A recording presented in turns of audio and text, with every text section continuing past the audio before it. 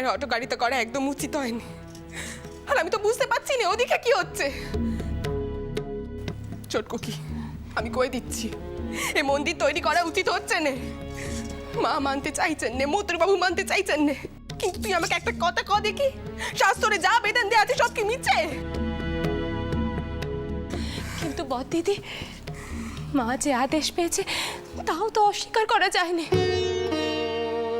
দেবীর আদেশ, তাকে এই কথাটাতেই আমার আপত্তি আছে চটকু কি।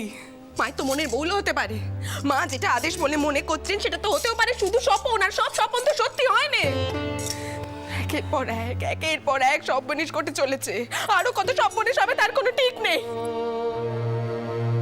আমি কখন থেকে বলে যাচ্ছি সবাইকে এখানে একটু খবর পাঠাতে, কেউ তো এখনো খবর না। সরকার মশাই, শিগগির বাইরে লোক পাঠান, দিদমাকে নিয়ে বাবা মশাই ফিরছেন। মাসিমণি, দিদমার বিছানা তৈরি আছে তো? মিশুবাবু লেটেল দিয়ে খবর পাঠিয়েছেন, দিদমার শরীরটা ভালো নেই। কি কইছিস কি যদু? মায়ের কি হয়েছে? মা ঠিক নিশ্চয়ই বামুনদের অভিশাপে মায়ের এরকম অবস্থা। চটকু কি তুই তাড়াতাড়ি যা, গিয়ে দেখ মায়ের ঘরখানে ঠিক আছে কিনা। যদুবাবু, ভুবনবাবু, হ্যাঁ আমি পালকিওয়ালাদের পালকি অন্দরে নিয়ে যেতে বলেছি। রানীমায়ের চলা ফেরার মতন অবস্থান নেই। পালকিটা নিয়ে আসুন। হ্যাঁ, আমি এখনই যাচ্ছি। কি হয়েছে মায়ের? মাসিমণি, আমি ঠিক আছি আনামশাই, আমি সুস্থ আছি। ঠিক আছে, আমি তো দেখতে পাচ্ছি তুমি হয়নি। বড়দিদি, পালকি আসছে, আপনি পালকি নিয়ে একেবারে অন্দরে চলে যান, কেমন?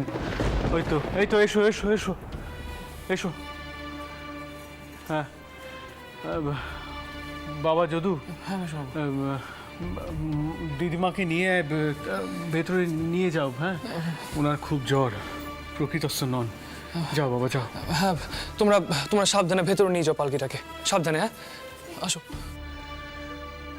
বুঝলেন আটামশাই, ব্রাহ্মণ পণ্ডিতদের এমন চেহারা দেখিয়েছি সে আর বলার কথা নয়।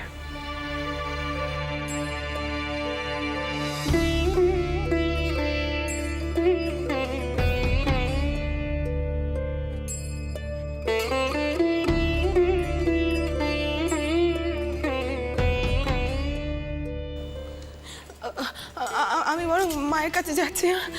ঠাকুর, তুমি আমাদের এই কি দিন দেখাচ্ছ কও দেখি। রক্ষে করো ঠাকুর, রক্ষে করো। ছোট শালি, হ্যাঁ, তুমি একটু মথুরকে নিয়ে ভেতরে যাও, বুঝলে? তো মথুরের যে অবস্থা সে তো তোমাকে বলার কিছু নেই, তুমি দেখতেই পাচ্ছ। না, তুমি আমার কথাটা শোনো মথু। কবিরাজ বুদ্ধি যা প্রয়োজন সব আমি বন্দোবস্ত করব। তুমি দয়া করে একটু নিজের খেয়ালটা রাখো, নিজের দিকে যত্ন করো। আচ্ছা, অমন করে কি দেখছো? কিছু হয়নি আমার, আমি একেবারে সুস্থ আছি। আটামশাই, আপনি আর অপেক্ষা করবেন না, আপনি ভোপালকে নিয়ে যান। হ্যাঁ, চলো ভূপাল। শোনো, তুমি এখানে কেন দাঁড়িয়ে আছো? মায়ের কাছে যাও, মা কেমন আছে দেখো গিয়ে। আরে বললাম তো আমার কিছু হয়নি। হয়নি মানে? আমি কি দেখতে পাচ্ছি না? এই কাজ কিন্তু ঠিক হচ্ছে না। বামুন পণ্ডিতেরা কালই আমাদের নির্দেশ করছে যেন আমরা মন্দির তৈরি কাজ নিয়ে না এগোই, কিন্তু আমরা তাদের কথা শুনছি না। আমি না খুব ভালো করে বুঝে গেছি। আপনার অবস্থা দেখে আমি বুঝতে পারছি আজ যে ঘটনা ঘটেছে তা একেবারে সর্বনেশে। ঠিক হওয়ার নয়। আর আমার মন খানা না ভয় কাঁপছে। আমার কালই মনে হচ্ছে এখানে বড় ক্ষতি হতে চলেছে, এমন ক্ষতি যা কিছুতেই পূরণ করা যাবে না, কিছুতেই না। আচ্ছা, তুমি এখানে দাঁড়িয়ে রয়েছে কেন বলো তো? আমি বললাম না গিয়ে মাকে দেখো। অকারণে চিন্তা করে কোনো লাভ আছে? আর তোমাদের এই কুসংস্কারী অন্ধবিশ্বাস, এর জন্য ব্রাহ্মণ পণ্ডিতরা এতটা সাহস পেরেছে না, এতটা বাড়াবাড়ি করছে। আমি যদি ঠিক সময় না পৌঁছাতাম তাহলে হয়তো মাকে বাঁচানো যেত না। ওদের কোনো বচন, কোনো বিধান শোনাই উচিত না। এই খুনি ওরা। আমার তো জেদ চেপে গেছে। আমি যে করি হোক জমি খুঁজে বের করে সেখানে মন্দির করবই, যে করি হোক।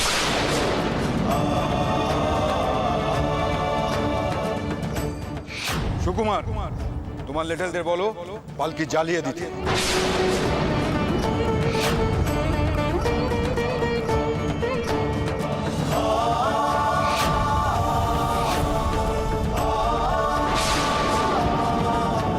তোমরা এখানে মুখ বুঝে থাকতে পারো, কিন্তু আমি না। আমি ওখানে মন্দির গড়েই ছাড়বো। কি হয়েছে কি আপনি এইভাবে রাগ করে যাচ্ছেন না কোথায়? শুনুন, বড়দিদি আছে মায়ের কাছে, আপনার মাথায় এখানে পট্টি করতে হবে, শুনছেন?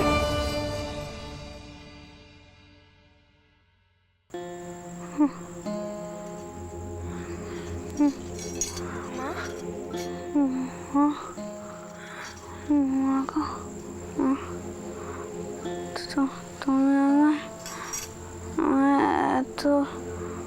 এতবার রক্ষা করলে মা। আমি তোমার জন্য সামান্য জমি জোগাড় করতে পারছি না মা, কি পাচ্ছ তুমি? নিজের পরাণ গান অব্দি তুমি দিতে বসেছিলে, আর কি করতে চাও? মা কেমন আছেন বদ্দিদি?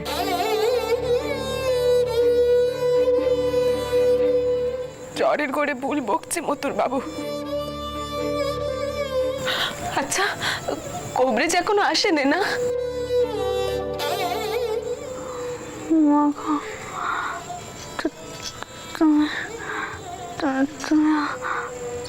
আরেকবার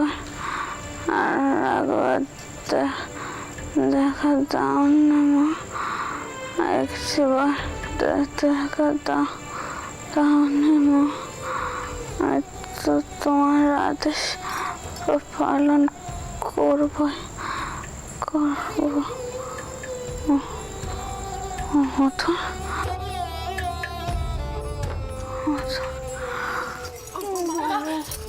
তুমি উঠলে কেন মা? বাবা, মতুর বাবু একদম সুস্থ আছে মা, একদম সুস্থ আছে, একদম ঠিক আছে। তুমি চো দেখি, এরকম করো না, শরীর খারাপ হবে আরো। চো দেখি,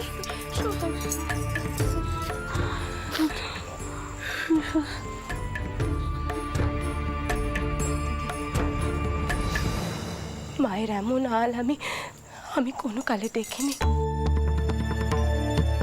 আমি সহ্য করতে পারছি না। কোনো যদি প্রয়োজন পরে আমায় ডেকে নিও, আমি করে গেলাম।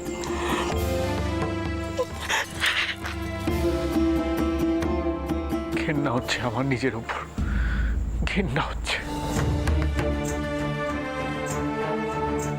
পেছন থেকে আমাকে আঘাত করলো, আমি বুঝতে পারলাম না।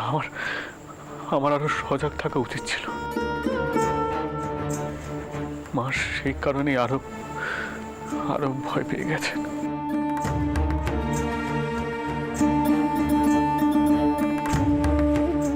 মা,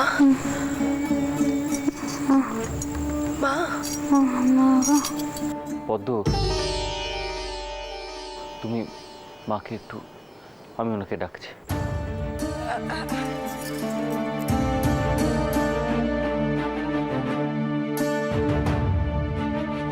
আসুন কবরেজ মশাই, আসুন আসুন আসুন। মা রয়েছেন, আপনি মাকে একটু দেখে দিন, যান।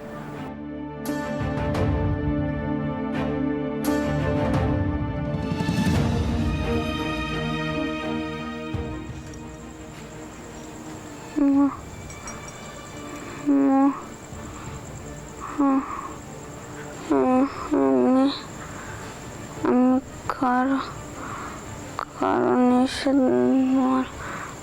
মানব না মা, কারো নিষেধ মানব না।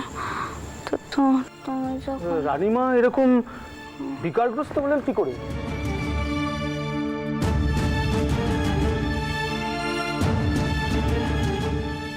কি জ্বরে তো গা পুড়ে যাচ্ছে।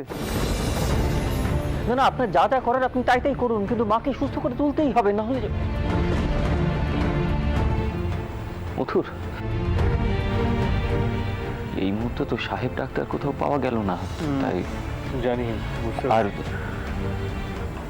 এ কি, হ্যাঁ, তুমি ক্ষতস্থানে এখনো ওষুধ লাগাওনি? রাজামশাই এখন এটা নিয়ে ভাববেন না। না না তুমি মা এখন কেমন তুমি আছে? শান্ত এখন এটাই হও, আসল। আমি আছি, মায়ের কিচ্ছু হবে এটা না। সামান্য না না একটা তুমি ওটাকে ব্যাপার। ওষুধ লাগাও, তুমি চল। মা গো, আমি যাবো তোমার কাছে যাবো আমি, কারণ নিষেধ মানবো না,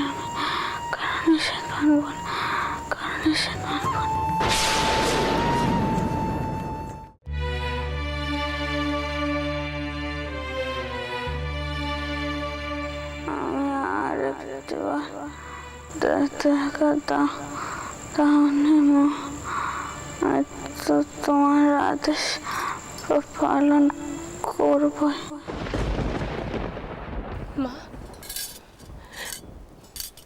মা গো, তুমি কেন এমন করছো? আমার মা তো তোমার মন্দির তৈরির জন্য পাগলের মতো চারিদিকে ছুটোছুটি করছে। তাহলে তুমি কেন এমন কাণ্ডি হতে দিচ্ছ? কও আমার মাকে কেন এমন ভাবে ভুগতে হবে? আর আমার স্বামী, সে কি দোষ করেছে? তাকে এমন মারধর কেন সহ্য করতে হবে? কও মা, কেন?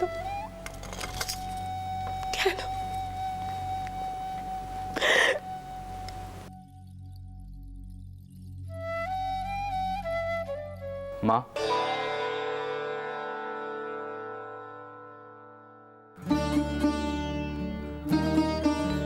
তুমি কেন এভাবে অস্থির হচ্ছ বলো তো?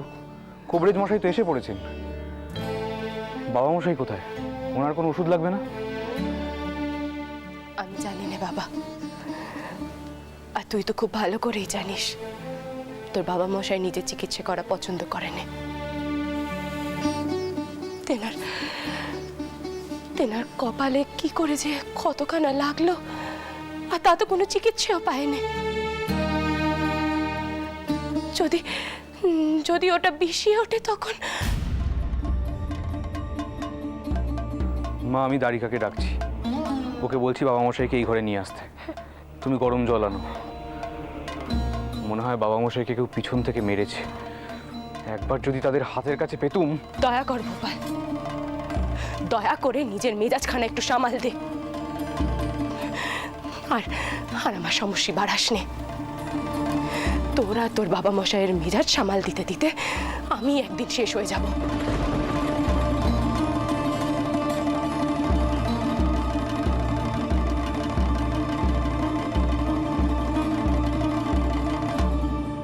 কি হয়েছে দাদা? মা ওভাবে? দারিকা, তুই বাবা মশাইকে নিয়ে এই ঘরে আয়। বল ওনার ক্ষতখানা পরিষ্কার না করলে বিষিয়ে উঠবে। আমি 1000 বার করে বললুম আমাকে ওনার সঙ্গে নিয়ে যেতে, উনি তো শুনলেনই না। তুই আর দেরি করিস না দারিকা, যা।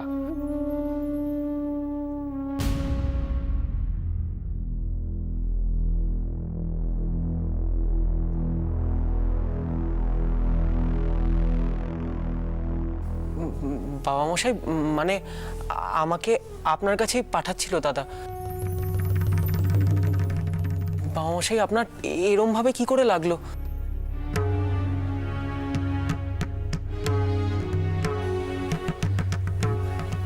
বাবা মশাই আপনি দাদাকে কেন নিয়ে গেলেন না? তাতে কি হতো? তোমার দাদা পুরো লেঠেল দলকে মেরে ঠান্ডা করে দিত। ব্রাহ্মণেরা জমিদারদের সাথে যোগাযোগ করে একখানা বেশ বড় লেঠেল জোগাড় করেছিল। ওর ঘাড়ে যদি সেই মাঠটা এসে পড়তো, পারতো সামাল দিতে?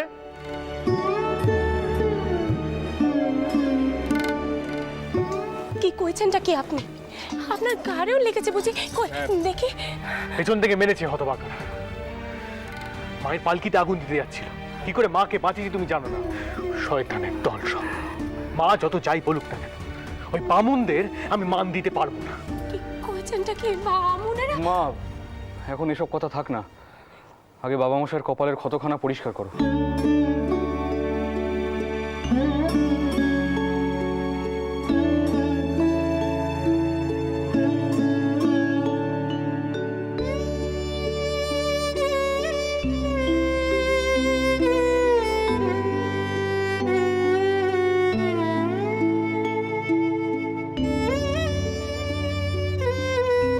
আমায় দাও তো, দাও।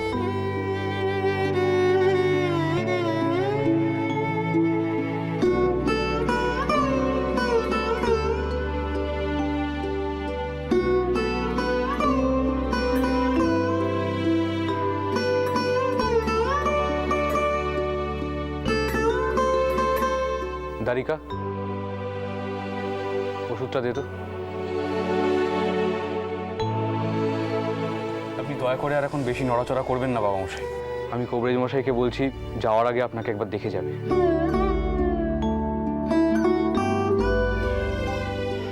দয়া করে আপনি আপত্তি করবেন না।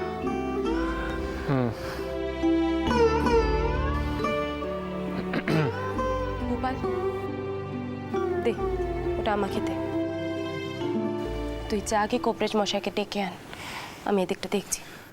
বললাম তো অত চিন্তার কিছু নেই, সবাইকে তো চিন্তা করতে হবে না, আমি ঠিক আছি। গোপাল, আমি কি কইলাম তোকে? যা।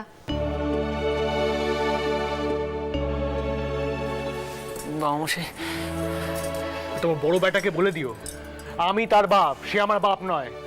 কথাটা যেন মাথায় থাকে তার।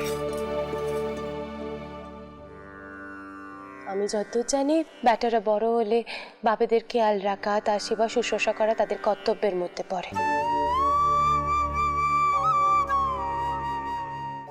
আর আপনি এ কথা কইছেন? আপনি বাবা মশাইয়ের খেয়াল রাখতেন না? আপনি মায়ের খেয়াল রাখেন না?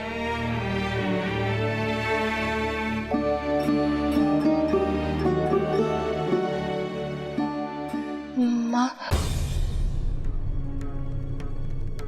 মা কেমন আছে?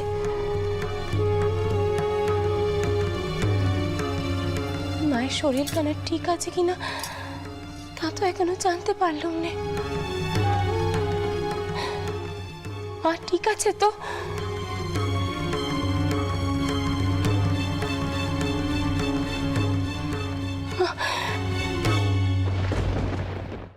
আসুন আসুন কবিরাজ মশাই, আপনি কেমন বুঝলেন? আটামশাই, মনে হচ্ছে কোনো কারণে রানীমা প্রচণ্ড মানসিক আঘাত পেয়েছেন, আর বিকারটা সেই কারণেই। এখন ওনার একটু ঘুমানোর দরকার। আমি এমন ওষুধ দিয়েছি যাতে ওনার গাঢ় নিদ্রা হয়। আপনারা বেশি কেউ ভেতরে ঢুকবেন না, ঘুমের ব্যাঘাত হওয়াটা বাঞ্ছনীয় নয়। আশা করছি কাল সকালের মধ্যে ওনার অবস্থার উন্নতি হবে।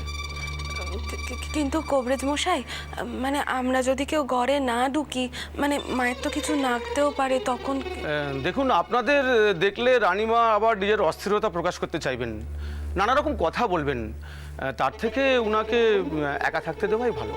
আচ্ছা আচ্ছা আচ্ছা, ঠিক আছে ঠিক আছে, আপনি যখন বলছেন তখন আমরা কেউ ভেতরে।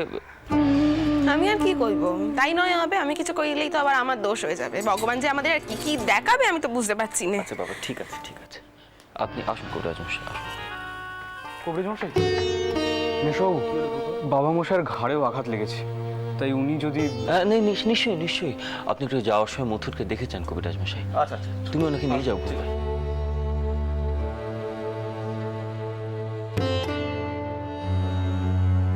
মা, এই মন্দির প্রতিষ্ঠার যে যতদিন না চাচ্ছেন ততদিন কিন্তু আরো অনেক বিপদ আমাদের জন্য অপেক্ষা করে থাকবে। শুনুন, আপনাকে একটা কথা কইছি। হ্যাঁ, এই কথাটা হয়তো স্বার্থপরের মতো শোনাবে, তাও কইছি। মা আর মথুর বাবু আপনাকে যতই বলুন না কেন, আপনি কিন্তু এই মন্দির প্রতিষ্ঠার কাজের মধ্যে ঢুকবেন না। দেখুন, বাউনরা কিন্তু নিষেধ করে দিয়েছে, তারপরও মা যা যা করে চলেছে সেটা কিন্তু একদম ঠিক কাজ নয়।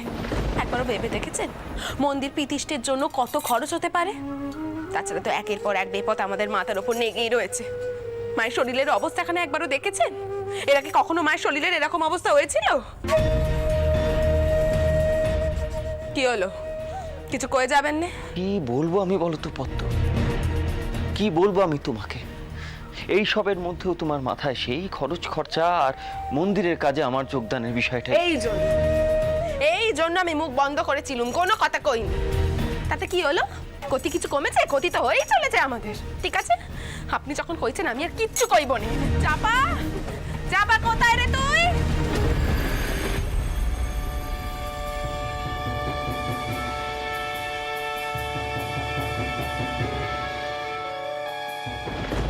এই ভাগীরথীর তীরে আমার মূর্তি প্রতিষ্ঠা কর। জমিনে কোনো সুরাহা হয়নি, তাই না? আগে না মা, আমাদের অন্য কোনো পথ বাঁচতে হবে না। না পেলে আর কি করা যাবে রানীমা? পূর্বকূলে জমি দেখতে হবে, তাতে আর কি হয়েছে মা? মন্দির প্রতিষ্ঠার স্থান নির্বাচন কর। আমি যে তোর উপর নির্ভর করে আছি রে। ভয় পাচ্ছ কেন গো? আমি তো আছি তোমার সঙ্গে।